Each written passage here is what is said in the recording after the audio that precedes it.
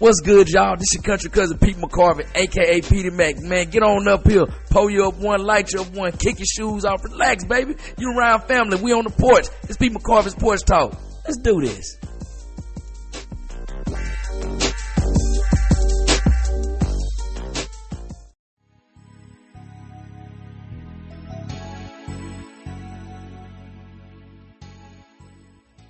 What's going on, everybody? This is your country cousin Pete McCorvey, a.k.a. Petey Mac, and welcome back to the porch, y'all. We back on the porch once again. I'm going to try something a little different this week. I've been trying to do this for like the last couple of episodes, but I've been noticing that I would go my lot of times. Like I said, I try to keep it between 30 and 45 minutes with y'all. I know occasionally I ran over and almost went an hour by myself. Usually I try to do like the hour format if I'm ping-ponging off anybody. Like y'all remember my old podcast I had with my homeboy, Keith, Big Keith, Petey Mac and Big Keith, you know, when I was deployed to Africa in 2019, you know, because it's two people, you know, you don't have no problem listening to two people go back and forth about an hour. It makes you feel like you just a fly on the wall, or you watching television listening to two people going, oh hell, it might even make you feel like you listen to the radio versus you just sitting there just listening to somebody like giving a ghetto ass TED talk. So I decided I'm going to try to trim out all the fat that I know I'm going to give y'all on the episodes. And I'm going to get straight to work. Like, I'm going to still do, like, sports and all that. Or at least sports that's pertaining to me and some news. But I'm just going to get right into it because I've been trying to do this episode for a while. You know, because like I said, it's not just me giving you news and it's just like a weekly update, you know, like y'all remember, like I said, like VH1's best week ever. Wow, it was a cool show. I don't want that to be like that's all I'm doing. I'm just going to give you my thoughts on certain things. And this is one of those episodes where I feel like, you know, your family, he going to tell you about something that means something to him, and hopefully it'll mean something to you once I'm done. So you know what? Like I say, get what you, pull up what you're going to pull up, roll up what you're going to roll up, or whatever you need to get you in a tranquil state of mind. However you do it. This is no judgment zone. Well, we judge. But you know, whatever. It's whatever's whatever. Because that's what we, like I said, we need to bring back judging. So I ain't going to say we ain't going to judge. Cause we judge. But, you know, it's your life. Do what you want to do. But here we go, y'all. We're going to get so done. Before we get started, y'all, my heart is shattering right now. And I'm going to tell y'all why my heart is shattering right now. My heart is shattering right now because it's reported now. I don't know if it's true or not. Big Sean and, you know, his lovely lady, Janae Aiko, reportedly have called it quits. Man, look, I'm upset about this for two reasons. Because number one, I was rooting for, like, hell, I'm like Tyra Banks on America's Next Time Out. We were rooting for you. We were all rooting for you. How dare you? I was rooting for them, man. Because, like, they was like legit on some Yvette and Jody baby boy shit. I don't know what's going on with them, you know. I don't know if Big Sean was the one being toxic or Janae Aiko was, because we all hear her music and we think that she, you know, she can't do no wrong. Because I ain't gonna lie, her music just, especially at OTW and some other, and Head on Pillow, whatever. I think this name is so, hey man, that she can be tranquil. What we've learned, usually them singers that be singing the most beautiful shit be toxic as hell. So we don't know. But number two, I'm mad about this because look, this is the Big Sean, player to player, pimp to pimp, bruh. Ain't you, bruh? from the outside looking in, God blessed you with one. Like, cause bro, let me tell you, ain't too many like her out there. And if you thinking, everybody think you don't know the bullshit you put them through and all that, I don't know the bullshit you put them through. You're right, we don't know the bullshit, but here's the thing, that man knows her bullshit. So, bro, I'm telling you like this, stick to the bullshit that you know. I'm telling you, stick to the bullshit that you know, because like I said, he said he's been with her for 10 years. That means this man has been out the game, with a relationship game for a decade. Because we don't know. Hopefully it's not infidelity why they broke up. But I'm going to tell you like this. You leave her and you try to come back in these streets and find one. Hey, bro, these ain't the same streets you left in 2015, dog. These streets, hey, I'm going to tell you like Levy told Orlando on The Wire. You wanted to be in the game, right? Now you in the game. You gonna find out. So, hey, bro, you better, hey, on the real, Big Sean, you better do like JT on the 5 Heartbeat said when they was riding the car before they got pulled over by them redneck sheriffs. You better fake like and cry for shit. And if somebody asks you to cry, fuck the 9. The hell, it's I ain't gonna like, yeah, I did. Hey, be like George Clinton on House Party. Yeah, I did it and cried 2 tears in a bucket. Fuck it, take it to the stage. You see, I said 2 tears in the bucket, cried, yo, pun intended. Bruh, y'all two need to work it out. And Janelle, if he don't want to work it out with you, look here, baby. Kind of like Big Red did on the 5 Heartbeats. I'm here for you, because you shouldn't be alone, you know. Maybe sometime I could come over, you know. Hey, that's fine ass woman there, boy. And she got, to me, she a double M. She fine and she can say, hey, Big Sean, please, bro, do what you got to do. Don't turn that woman loose. You better fight for it. You better fight for that woman. Yeah, that's enough on that. In the football world, the college football world, Florida State has broken 500 again by beating the brakes off of Wake Forest 42-7. Yay for them winning, but now that you done fell out of top 25 ranking, now you want to play like this. Now you want to win. Now you want to win convincingly. So congratulations on the win, and thanks for keeping us in the 500 category, but it's a little too late, ain't it? Just, ooh boy.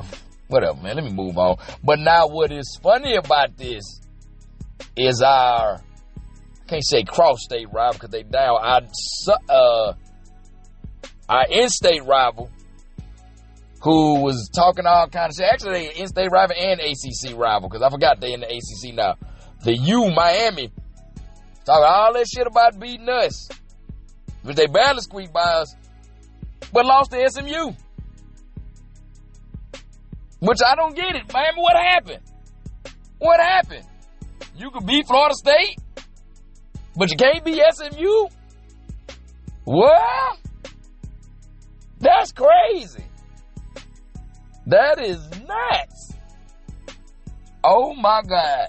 I am cackling. I'm cackling, boy. I'm happy. I'm cackling. Ooh, boy. I know Miami cried when they got in the car. I know Hurricanes cried when they got in the car. Boy, talking all that stuff about Florida State. You so worried about Florida State.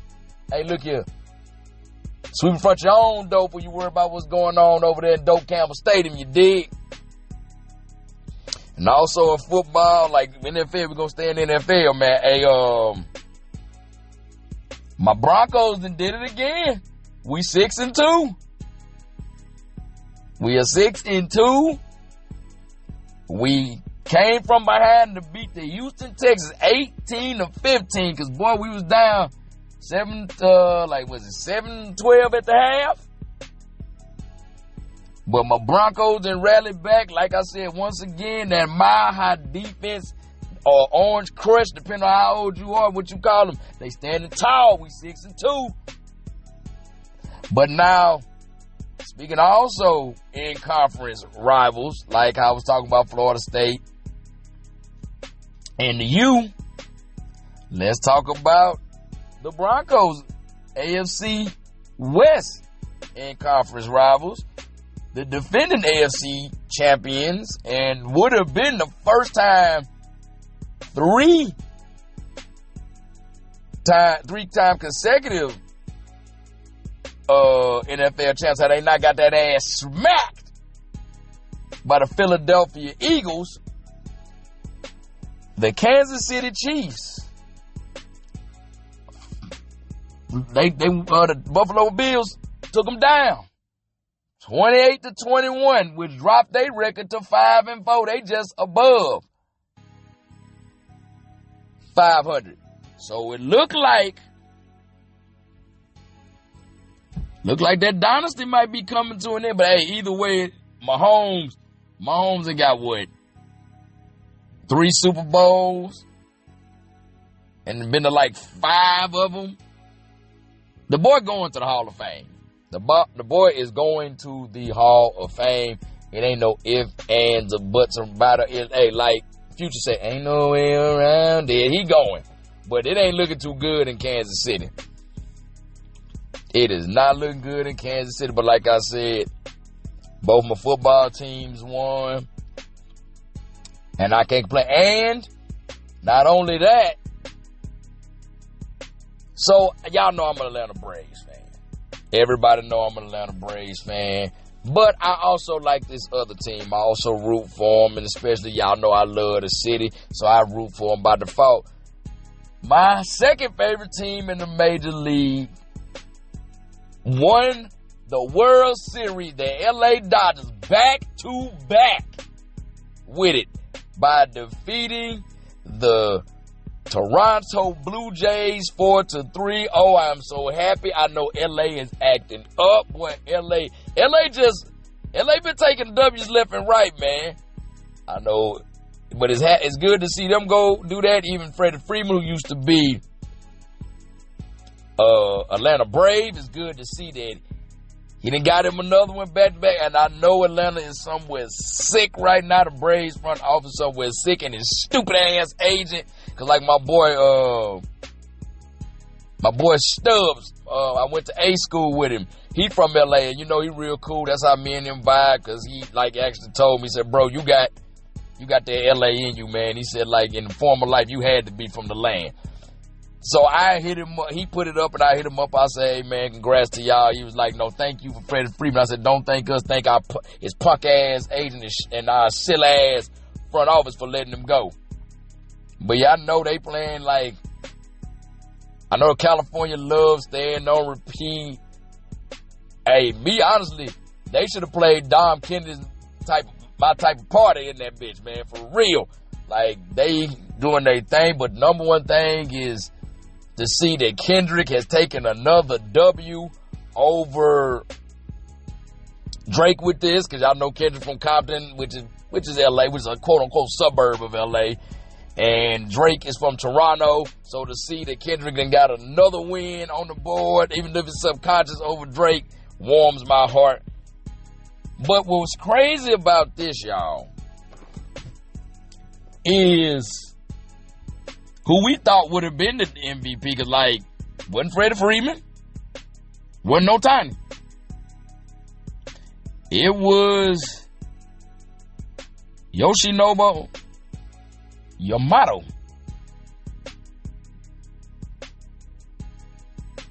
Oh, Yamamoto. Excuse me. Yamamoto is the one who was the MVP. Like, hey, y'all remember, like, what is it, the 70s, maybe the 60s through, like, the 90s, early 2000s? They was going to all them Hispanic countries and getting them Spanish-speaking players. Shit, look like now they finna be going to Japan and Okinawa and all that other shit to get them now. Hey, so my Hispanic brothers and sisters that used to, you know, baseball was our way to eat. Hey, the Far East coming for that ass. They are coming for that ass, boy. Oh, my God. Yeah, congrats to the Dodgers back-to-back. We might be seeing the start of a new dynasty. Ooh, boy, to be in California right now. I know they going up. Damn. But, yeah, like I said, I'm going to get into what this episode is about. So, a lot of y'all know, if you know me, you know I like movies. I love movies. I love watching movies. And every now and again, sometimes I'll just go watch a movie. Like what used to be my favorite pastime before COVID. I haven't really got back to it now because either I'm just too tired, time to get away. I just don't feel like getting up out the house because it just don't hit the same. I used to love to go to the movies. There's no problem with me going to movies. If I want to see a movie, I'm going to go see it by myself. Even if it's opening night, if it's a movie that I really want to see, I'm going to see it. Now, I try not to go at night to see. I try to catch the matinee, but if it's a movie I really want to see, I can't get off of work in time, I'm going to go to opening night by myself because I love movies. And a lot of my friends have told me, said, bro, we see you writing movies and all that. Now, that's fine and dandy, but, you know, life's, and it ain't that simple. It's not like I was born in, like, Los Angeles or Southern California, hell, even San Diego, Orange County, nothing like that. I ain't from there, because trust me, that's why I never understood my friends from Southern California said they wanted to do that, they didn't know how. I'm like, bro, you were literally right down the street. There was no excuse. I'm a little kid from Mississippi watching TV, watching movies. Like, man, I'm at that time before social media, you basically millions of miles away. So there was no way for me to get to that. But like I said, a lot of times some movies I'll go see just to kill time. I think they look stupid, or I just think it's just, hey, just a movie, just be to pass the time. Nothing real big, no big deal about it. Just let me watch. And surprisingly, these movies will turn out to actually become favorites of mine. And I'm going to talk about 3 of these movies that I have put in my rotation over the years. Every now and again, I don't watch them like religiously like I do, like Paid in Full, Blue Hill Avenue, Super Bad. Like, you know, they don't get like yearly, like couple of bi-yearly or annual rotations. But when I come across them, I'm going to turn it on and I'm going to sit and watch like I did when I went to the theater and bought that expensive ass popcorn and battled and made sure I didn't get no gum or whatever that other sticky shit was on my seat, to make sure that nobody leave nothing foreign in my seat. Because I know what people be doing in the movies. You done it before yourself, probably, most likely. But these right I'm about to give you are the 3 movies that I call sleeper movies that are my all-time favorites and actually became part of my repertoire of movies that I love. Here we go. Coming in I'm going to go in order of how I saw them. Coming in at number 1 from 2013, Don John. Stars Joseph Gordon-Levitt.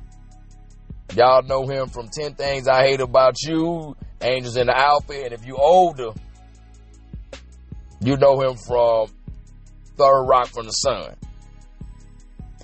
And also starred the lovely ass Scarlett O'Hara. Not Scarlett O'Hara. Oh, my God. Ooh, this ain't going with the wind. Scarlett Johansson with her fine self. Behind Margot Robbie, I think that's the finest white woman in the world. And also who popped up in that movie is Rob Brown. A lot of y'all know him as Jamal from Finding Forrester. Or if you watch Coach Carter, that was Kenyon. You know, the guy who was dating Ashanti's character, got her pregnant. Who a lot of y'all tried to clown, saying he wasn't really all that nice, when y'all really don't know what the fuck y'all talking about. D1 is D1, which is probably better than what your ass can do. I remember first seeing the trailer for this movie right after I got out of boot camp for the Navy. Got out of Navy boot camp. I was on holding, waiting to go to my follow-on school in Pensacola, Florida. I was doing some type of duty they had. Real cushy dude. I was working for this chief, real cool guy. After I cleaned up, I told him I was assigned to be in his office about 2 hours. He said, man, look, grab a Coke out of my refrigerator, sit on the couch, watch TV, and just chill out. And if somebody come in, answer the door. So I'm sitting there watching TV, because you got to remember, I just got out of boot camp, hadn't watched TV in like 8 weeks. And I'm halfway looking at it, because I was kind of like halfway dozing off. And I see, if you watch the movie, there's a scene where Joseph Gordon-Levitt's character and Scarlett Johansson's character are sitting down, like having like a lunch date or something. And I'm like, oh, okay, I'm thinking it's going to be a romantic comedy, whatever. Anyway, fast forward. I get to A school in Pensacola. You know, you made friends and all this, that, and the third. So it was a friend of mine. I knew her. And I knew her boyfriend. He was kind of cool. And I don't know, but he's just kind of standoffish or whatnot. And I remember they were trying to go to the movies. But while they tried to go to the movies, my homegirl and her boyfriend, up jumps a friend of my homegirl's, and she the third wheel. So me, I'm wingman, don't know buddy from man in the room. And I wingman, I said, oh shit, okay, I'll go with it. Like that kind of turned to a double date because I'm trying to do that. And the crazy about that, me doing that, that's how buddy, it's my boy Reed, that's how me and him we actually became better friends than him and my homegirl originally.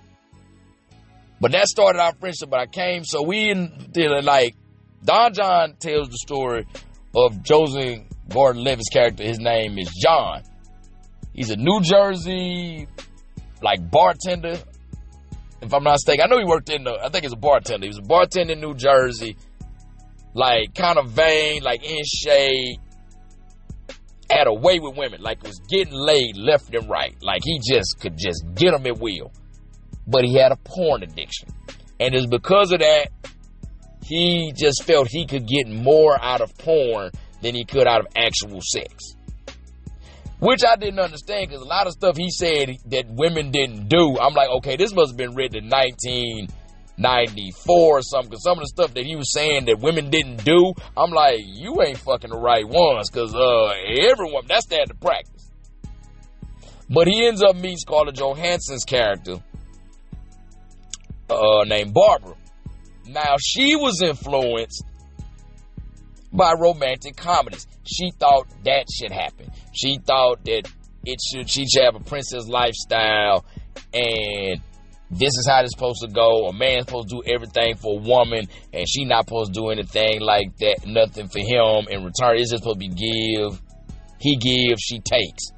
No reciprocity.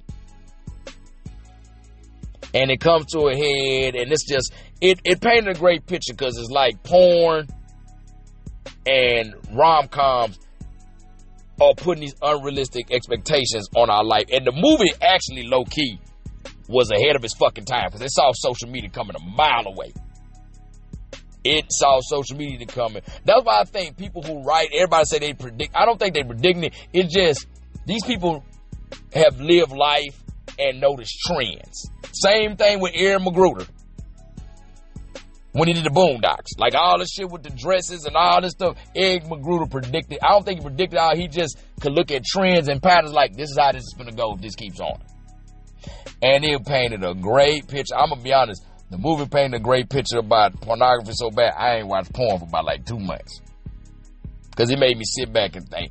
And it does show that men and women both get unrealistic expectations from that. Because a lot of men, I know, myself included, porn has given us unrealistic expectations about physical expressions of romance. And just like that, like how she like rom-coms and all that, a lot of women do that. They watch TV. I'm going to give y'all a prime example of where a lot of women really have a big just delusion of how a man should be. That motherfucker Rip from Yellowstone, played by Cole Hauser. The way Rip does Beth on Yellowstone, women are fucking delusional about that. They like, I need a man like Rip. They want a man that you can just cuss out and he just, all right, baby, let it roll off the shoulder and all that. Then he come, no, baby, let me tell you something. Rip ain't real. Rip is not real. Rip, if he was a man's man, he'd tell Beth, sit your ass down and shut the fuck up. Because she do the most. And some of the stuff Rip had done to save Beth, in real life, he'd have got shot. He'd have got his ass shot. Like one scene in one episode, when she got kidnapped by some bikers, I guess they were supposed to be the Hells Angels, he come up in his truck, just barrels over all they damn hogs. and just walk on down here and start beating the shit out of him left, right, that man would have got his ass turned into Swiss cheese. That does not happen. That is a fantasy, and it's going to get men killed. Now, I will tell you this, from the guy Taylor Sheridan, I'm going to tell you what two people that's in a relationship that are realistic, and that's that motherfucker Tommy and Angela from Landman. They are real. Played beautifully by Billy Bob Thornton and Allie Lauder. They are the perfect example of how a relationship, because sometimes a man gonna call his woman out on the bush, she gonna be over the top. Sometimes a man try to placate his woman like how Tommy be doing her, and then sometimes a man gonna straight up tell his woman, I don't have time. Like Tommy, I love when Tommy do the Tommy will get Angela on the phone and will straight up say, I don't have time for your bullshit today, and hang up. They are real. But like I said, this movie was starting to showcase like how we let what we see or what we gravitate to depict to us what a relationship should be when that's not. When it's just communicating, taking time to get to know your partner, being emotionally connected. And that's why this is because I'm going to be honest, in the end, when he broke up with her, she said something. She said, you couldn't even do that for me and this, that, and the third. And he actually told this woman straight up. And I had to deal with this in my last relationship. He said, but all you did was just ask me to do stuff. You never, wanted to know how I feel. Or you never wanted to do anything for me. It was just, what could I do for you? Hit it right on the head. She had no damn response. I was like, boy, I've been there. So Don John from 2013.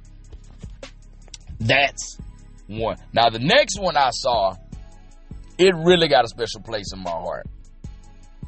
And that is Dope from 2015. Now, the reason why I like Dope is because Dope actually turned out to be a sequel to one of my favorite movies. And I didn't know that until one scene where the security guard played by DeAndre Bonds, he told the guy, said, don't make me beat your ass, Marquise. He said, you better ask your daddy about, I said, I came up with your daddy, you better ask him about Stacy. I'm like, Stacy? Wait a minute, this does take place in Inglewood. Hold up, I know this ain't that. I looked it up, because I don't give a fuck. I look it up in the theater. Looked it up and found out that Dope was if I'm not mistaken, written and directed by the same director who directed The Wood. I'm finna say his name. Y'all charging my head, not my heart. Rick Famuyiwa. Famuyiwa is one or two. Rick, if this find your ears, bro, OG, don't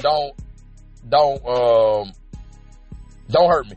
The only reason why I attempted to say your last name is because I saw the interview you did on Keke Palmer's podcast, and she introduced you, and I said, okay, and I kept saying it over and over again, and I tried my best, bro. But when I said, oh shit, this is a sequel to The Wood. And I laid back and I started watching it. Actually watching it, I'm like, yo, this is a good movie. And I literally watched it because I was at work. I think I had an early day. And I didn't really have nothing to do because it was the middle of the week. And I'm like, I'm in San Diego's middle of the week, ain't nothing to do. And the thing was overcast, so I was like, can't go to the beach. And to be honest, I really wasn't feeling like going to the beach. I'm going to be honest, when you move to Southern California, you're going to beat yourself out within the first month. I don't give a damn what nobody say, you're going to beat yourself out within the first month. And then the beach is going to start coming boring. Still nice to go every now and again, but after about the first month, you'll probably go by 4-5 months before you really desire to go to the beach unless it's something you really want to do. But anyway, I digress. So I'm watching it, and I'm loving the story. But the thing is, I love, because it was kind of like how The Wood was to me. It told, how The Wood told what it was like being a teenager in Inglewood in the mid to late 80s. This was telling how it was like to be a teenager in the 2010s. And I kind of got sad because, like, I love the Wood, but I always like, damn, I wish I could have grown up in that era. This is before my time. And this one is like, damn, this seems like this would have been kind of cool to grow up there. This is after my time. I love it because it showed that while the main characters was geeks, you know, the protagonist of the story is Malcolm, played by Shameik Moore. Y'all know him as the voice of Miles Morales. And y'all also find out that he's Breeze from in the Power Raising Kanan. And he also, y'all know him from the Wu-Tang Clan series on Hulu. He, like I said, to tell the story of him, his friends, Jill, played by Tony Revolori,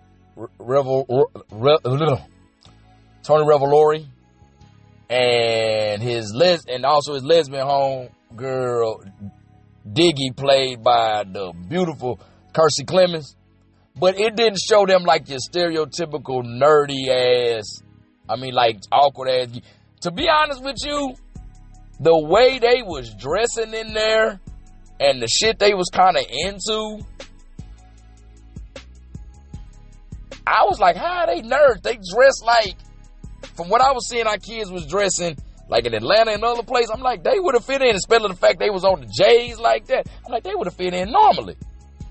But I guess, and I thought California was like that. I thought everybody in California, but I guess the hood is the hood. The hood gonna like what the hood gonna like. But it showed that while they were nerds, it's like they still knew how to navigate the hood. They weren't like suckers. They weren't just that square that they didn't know what was going on. And it showed like different walks of life, and just, it was fun. And then it was star-studded. One thing I love how star-studded was, and it's like a lot of people I saw in there who I end up become some of my favorite people in entertainment. They had been staples in there. It was my introduction to Ahmad Joseph, who y'all don't know. Ahmad Joseph, that is Uncle Jerome from Snowfall. You know, teach a man how to squabble. That's him. And I don't understand it. That was the start of him always playing a West Coast thug, because this man played one in there. He played Uncle Jerome. And then he also played one. He pretty much was the rogue he played in one of them days with Keke Palmer and SZA. He pretty much was basically the same role he played in Dope. Go watch one of them days and you'll see what I'm talking about. Go watch both Dope and one of them days and you'll see what I'm talking about. Who else they had in there? Oh, they put Ricky Harris in there. R.I.P. to Ricky Harris, comedian from Long Beach. Y'all know he used to be DJ Easy Dick on The Chronic and Doggy Style. That was him. The one talking about he was talking about how I'm supposed to eat my pound cake. That was him in there. They had Kimberly Elise in there. And also on top of that, that was my introduction to Lakeith Stanfield, who went on to have a hell of a 2015. Because he did that, turned around, and as much as I hate his betrayal of Snoop Dogg, the man was working, so I give him his flowers. He did Straight Outta Compton, then went on to did Atlanta on FX with Childish Gambino. Or Donald Glover, whatever you choose to call him. And then we was hearing 90s hip-hop all throughout. Now, I'm going to tell you what I did not like about the movie. This is my only thing I didn't like. So they had... Oh, I almost forgot. Hold on. How can I forget the beautiful, breathtakingly gorgeous Zoe Kravitz? This was my introduction to her, too. Because I had to look up who she was, and then when I looked up who she was, I said, oh, that's who that... I said, oh, she the reason why Lisa Bonet got thrown off a different world. I said, well, it was a good-ass reason, a hell of a reason. Damn! That Miss Zoe Kravitz, you know you fine. Do you hear me? But like I said, I digress. Now, the one thing I did find a flaw in this movie, they had A$AP Rocky playing the main gangster, which I did not understand. Because He did his thing, but it's like, bro, this dude is from the East Coast. All the rappers you got out there in L.A., like you couldn't get Dom Kennedy. Hell, you had Vince Staples in the movie. You couldn't get Vince. You couldn't get Nipsey. You couldn't get, and I can understand why you couldn't get none of those guys, because honestly, Dom, the character that ASAP was playing, was supposed to obviously be a blood. And you know, I don't know the particulars when they act, but they probably like, man, I can't do that. But you could have got YG. All them rappers from LA, and you chose the most New York nigga to play a fucking trapper or a set leader from Inglewood. Come on. That's the only thing even in the theater, I was like, all the rappers on the West Coast he could have got. He chose ASAP. ASAP did his thing, but it didn't have that authentic, like, LA vibe. And that's the only thing that threw it off to me. But everything else was beautiful. It was a great way to carry. And even it threw me off because, like, in his interview with Keke Palmer, he said the reason why he got the idea, even Tyler Creator, as weird as he is, Tyler Creator still from the street. But like I said, in the interview the director had with Keke Palmer, Rick had said, I got the idea to write Dope from watching Odd Future's videos and seeing when they were doing skateboard and all this stuff. And I saw them at doing right Inglewood. I said, well, what'd it be like to grow up in Inglewood today? I'm like, so I don't understand why you didn't get actual rapper from that area. You could have got the kid that did the Jerk song. They from, not the Jerk, the Dougie. The guys who created the Dougie, they went to Morningside in Inglewood.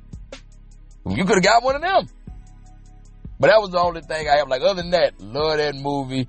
And I'm gonna tell you the line that really made that movie great for me.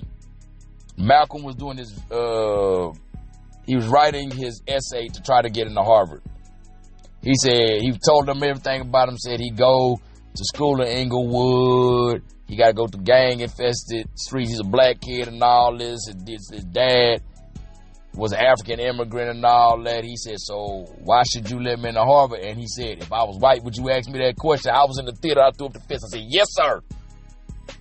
That was my favorite line in the whole movie. But that's what's coming in number 2 for me. That's Dope from 2015. Probably might go watch that tonight. Now, the last movie to come in is coming in at number 3. And that's Lowriders from 2017. Now, Lowriders, I'm not going to lie. I went to watch Lowriders. Thought it was going to probably be like a gangster movie, like a Mexican gangster movie, like how Blood In, Blood Out was. You know, American Me, Boulevard Nights. You got to ask somebody from the 70s about Boulevard Nights. That's an old school vaudeville classic. But when I got there, it was totally different. So, Lowriders tells the story of Danny, played by Jesse Chavaria. He's a tagger. He's a tagger in L.A. Grew up from East L.A., Boyle Heights. He's a tagger. He likes to he just artsy. You know, him and his friends. One of them is played by his friend Chewy, who's played by Tony Valoria. Who, I remember I told y'all he played Jill on Dope. He plays his friend Chewy. Chewy kind of come from a broken home. Don't nobody really care about him, so he just hanging around. And then his homegirl. So this is what was weird about that. They never explained kind of what was up with him and Claudia. With him and Claudia just hitting it, because at the beginning of the movie, Danny and Claudia, you see them waking up on the rooftop, and he's next to her. It looked like he was next to her. Might just showed him getting it on with a random chick, but I thought it was her his homegirl Claudia, they all hang together. And they showing like they Mexican, but it's not.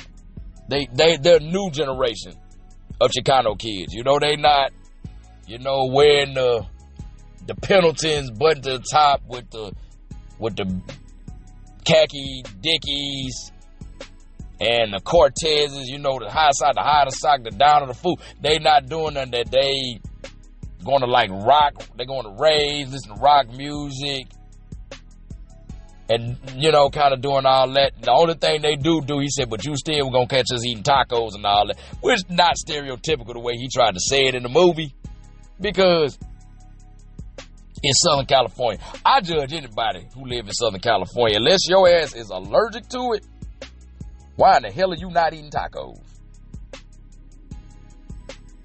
But yeah. So it tells that story, and obviously Danny has a strained relationship with his father, because his father is doing the, you know, I'm gonna say the stereotypical thing. He working on cars, like low ride. He like making customized low riders and all that type of thing. And, you know, his father sees him as tagging doing punk shit. And he see his father like, man, that's, excuse my friend, but he like see him what he doing, working on low riders. Like, man, that's beaner shit. So they got a kind of a cultural clash there. Now, in the meanwhile, his older brother, he got an older brother named Francisco, who goes by the name of Ghost, played by Theo Rossi. Y'all know Theo Rossi, that Shades from Luke Cage. And he played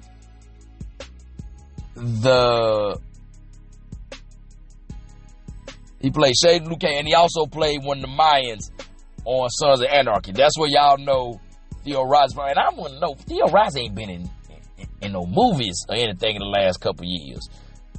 I wonder what's going on, because he a hell of an actor. So there's friction between Ghost and Danny's father,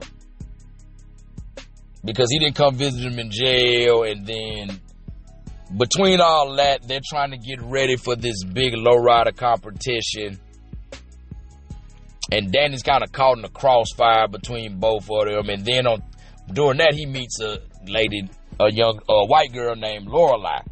She's like a photographer. She puts him on and introduces him to like the serious art world.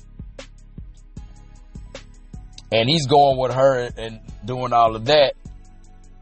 But while she putting him in the art world, he's instead of being torn between his father and his brother. And he kind of feel like he's losing himself, because Lorelei takes him, shows off some of his work, because he ended up taking her to a lowrider competition. And she shows off some of his murals and this, that, and the third. And she was like, he kind of is not calling. She kind of calls out his art, saying he's honoring his he's honoring his Mexican heritage, but he's not like really like trying to glorify it. And he feels some type of way, like, you doing that in my art and you doing this, and try to call out, say, because you wear them ripped fishnets and all that and this, that, and the third. And she told him some real shit. Because he made a point, she told him some real shit. She said, your art is just not meant to just for you to do it. So it needs to be a talking point. So like, why in the hell are you doing it if you don't want nobody to see it? Said, you can't do it if you don't want nobody to see it, or you want nobody to talk about it. And I'm like, yeah, she made a good point too. So throughout the whole, like the rest of the movie, it shows like how pain and trying to stay true to yourself and your culture, and even forgiveness, all comes with time. Because at the end of the movie, Danny and his father start seeing eye to eye, and even Danny's father comes to Francisco,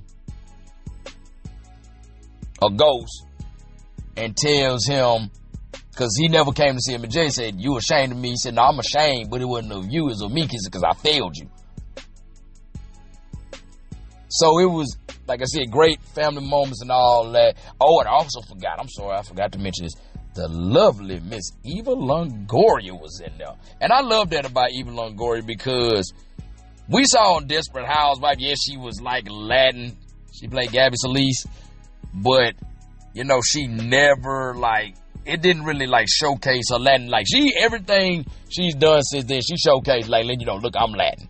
Because she was in there, showed herself as, like when they went to the old school, she played a nurse in there, but when they showed her at the old school competition, she had a little cholo look on and even told her daughter, said, baby, when I met your father, I was a bad bitch.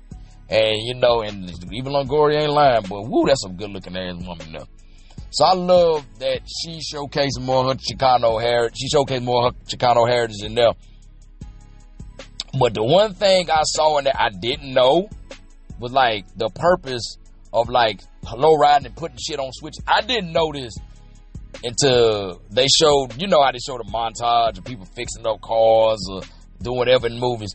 So Danny's father was telling them the whole history, like the guys used to have their cars low in Mexico. And you ride real low in that. Then we try to bring it across to California when we came. He said, but it was kind of against the law because your bumper has to be a certain amount of inches off the curb. He said, so when we see so we took hydraulics from fighter jets. And he said, when we see the cops come, we hit the switch, we put it up. He said, we see the cop go by, hit the switch, put it back down. I said, oh, so that was the purpose of switches and low riding. Oh, okay, because I never knew why you would raise it up, put it down, raise it up, put it. I was like, why do they do that? And that was cool that he said that, but that's not 100% factual. This is my only problem with this movie. That right there is not 100% factual because low riding, the term low riding, as a matter of fact, came from a black lady in LA. Her name is Berta Bell. Started around about the 50s. She was born in Louisiana, moved out to LA like a lot of people did during the Great Migration. If you don't know what the Great Migration is, go look it up. They coined that term. And when he said fighter jets, it wasn't the fighter jets they took from. It was like World War II, because that's why a lot of black people moved out there. They moved out there to work in the factories. You know, support the war for defense plants out there. And they stole the hydraulic lift stuff out the hydraulic lifts that they lifted all the planes and stuffs on. So that whole part he told Dan, I was like, that's bullshit. It's a good movie. And I love it deal with family. It wasn't traditional like, or if I told shit that I thought it was going to be. It definitely was a good movie.